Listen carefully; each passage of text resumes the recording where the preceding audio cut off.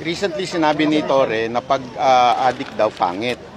Naniniwala po ako dito kasi kayo po, ang ganda nyo po. So ibig sabihin, hindi kayo pangit. Hindi po kayo addict. Okay. Pero sa Malacanang, maraming pangit.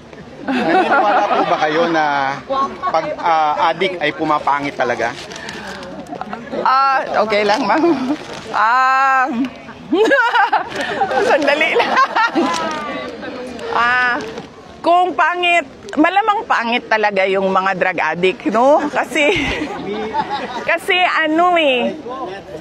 Atin, no comment po. Kasi saan ba ako? Malamang papangit ka talaga pag addict ka kasi, 'di ba yon, hindi ka kumakain ng maayos, hindi ka natutulog ng maayos.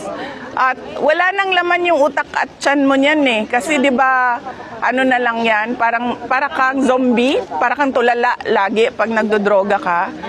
So, Oo, kasi nangingiwi ka na kasi nga wala nang vitamins and nutrients yung katawan mo. Kaya totoo yan talaga. Papangit talaga yung mga addict, pangit talaga sila.